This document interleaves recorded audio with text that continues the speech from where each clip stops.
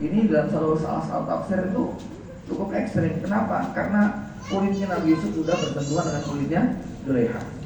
Tapi dalam situasi genting seperti itu, falaula arro'a burhana rabbi. Ya. Ya mas kalian, ya ini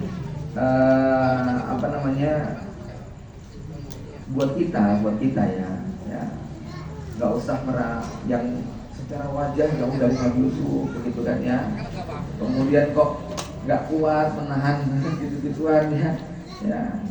Jadi gini ya, jihadnya Nabi Yusuf melawan godaan Zulekha itu boleh jadi lebih berat daripada jihadnya para mujahid di medan perang yang tiap hari menghadapi musuh gitu ya. Kenapa? Karena jihadnya Nabi Yusuf melawan Zulekha, kata Imam Ibnu Qayyim itu namanya sabar ikhtiyar. Ya, sabar itu ada dua, sabar ijbar dengan sabar ikhtiyar. Sabar ijbar itu sabar yang terpaksa. Contohnya ketika Nabi Yusuf dimasukkan ke dalam sumur atau dijebloskan ke penjara. Walaupun itu berat, di penjara Nabi Yusuf sekitar 14 tahun ya. Di sumur tuh 3 hari. Ya. Itu berat. Tetapi apa? Di situ sabar ijbar, enggak ada pilihan. Gitu ya. Gimana lagi? Udah dihukum begini. Sementara di depan Zulekha ada 2 pilihan. Ya. Satu, meladeni, dan tentu itu sebuah kesenangan. Atau yang kedua, berlari meninggalkan situasi yang genting ini, berarti dia kehilangan kesempatan, plus kemudian dihukum penjara. Ya. Maka kata Imam Qayyim, sabarnya Nabi Yusuf menghadapi godaan Zulekha lebih besar pahalanya daripada sabarnya Nabi Yusuf ketika dimasukkan ke dalam sumur atau di penjara. Ya, sebab sabarnya itu yang kedua tadi ya, yang di sumur tadi, sabar ijbar. Seperti apa orang miskin yang bersabar itu ya, kalau nggak sabar apalagi memang bisanya cuma kayak begitu. Tapi kalau ada orang kaya yang bersabar, dia punya kemampuan untuk melampiaskan ya, sehingga kalau misalnya ada seorang laki-laki yang ganteng, tampan, jadi buronan perempuan, dikejar-kejar dan sebagainya, kok dia mau menahan diri ya, itu tentu beda dengan sabarnya jomblo yang nggak laku-laku, itu beda gitu ya. Jadi apa? Gitu kan ya. Nah yang godain dia siapa nih Pak? Gitu kan? Nah, nggak ada yang godain dia. Gitu, ya. Sementara yang ini yang goda sangat banyak sekali ya. Ini namanya sabar ikhtiyari.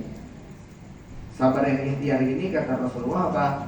Man kadoma ghaidahu, siapa yang mampu menahan marahnya, wa huwa qadirun ala ayunafidahu, padahal dia mampu untuk menumpahkan.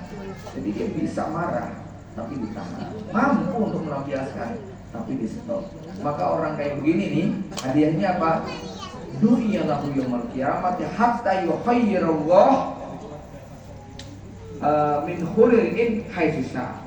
Dia nanti akan dipanggil oleh Allah, kemudian dipilihkan, dipersilakan untuk milih bidadari mana saja yang dia suka. Mau berapa aja terserah. Mau milih yang mana saja suka-suka. Ya. Bapak Ibu sekalian, kalau mujahid itu dapat 72 bidadari, kira-kira 72 bidadari itu wajahnya sama semua enggak, Pak? Beda. Kalau sama semua enggak ada hikmahnya. Ya. Ya, enggak ada hikmahnya. Maka hikmahnya dengan berbeda-beda. Itu ada hikmahnya. Maka disuruh milih. Ya. Dan kalau sama semua kan enggak perlu milih tuh. Ya. Nah ini pasti bidadari itu kecantikannya berbeda-beda, kelebihannya berbeda-beda ya. Itu hadiah yang diberikan kepada yang mampu menahan amarahnya padahal mampu melampiaskan. Kalau saya tanya selanjutnya, itu kira-kira hadis ditujukan kepada ibu-ibu atau kepada bapak-bapak? Bapak-bapak, berarti yang paling mampu menahan marahnya siapa? Bapak-bapak tuh. Gitu loh Bu ya. Ya. Jadi ibu-ibu, sebenarnya bapak-bapak ini bisa menumpahkan amarahnya, tapi dia sabar tidak melampiaskan kepada jenengan, dan hati-hati sama Allah sudah disiapkan bidadari surga. Gitu ya. Iya. Itu tawaran itu bukan kepada ibu-ibu. Gitu. Nggak mungkin ibu-ibu disuruh milih bidadari kan? Ya. Itu tawaran kepada bapak-bapak. Ya. Karena bapak-bapak ini punya kuasa untuk melampiaskan marah, tapi mampu dia tahan. Gitu ya. Jadi hati-hati Bu kalau bapak-bapak ngumpet, diem aja, ya. Itu doa terus tiap hari loh kayak gitu. Dan memang demikian ya dalam hadis ya. Kalau ada seorang istri yang ngomel-ngomel, marah-marah dan dia durhaka kepada suaminya, bidadari di surga ngomong apa? Ya, hey, kamu jangan berbuat seenaknya kayak gitu.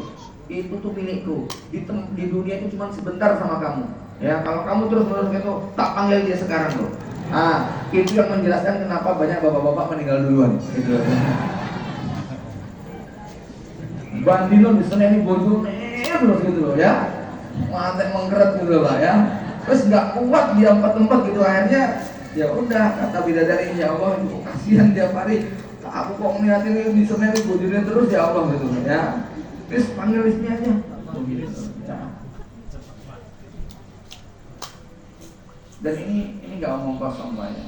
Kalau ada ibu-ibu ya, kalau ada suami jenengan mau sakaratul maut tersenyum kiri pas melihat jenengan bercemberut, nah itu ya. Jadi sini Pak ya. Jadi seorang yang salah satu tanda husnul khotimah ya, dia melihat ke kanan tersenyum, melihat kok tuwe elek gitu loh ya. Itu berarti dia tadi baru diperlihatkan bidadari surga. Ini nggak ngarang Pak, ini cerita mertua saya. Ya, ibu mertua saya hampir emosi gitu ya, pasti melihat ibu mertua kok elek terus tuwek gitu ya, padahal tadi ke kanan itu tersenyum bahagia melihat ke kanan istana surga dan di sini kok rumah berantakan, kamarnya nggak karu-karuan, acak-acakan gitu ya. Nah itu ibu-ibu kalau nanti melihat suaminya sekarang mau kok kayak begitu bersyukur, walaupun emosi jengkel gitu ya, tapi bersyukur mudah-mudahan suaminya sudah dipanggil oleh bidadari surga begitu ya.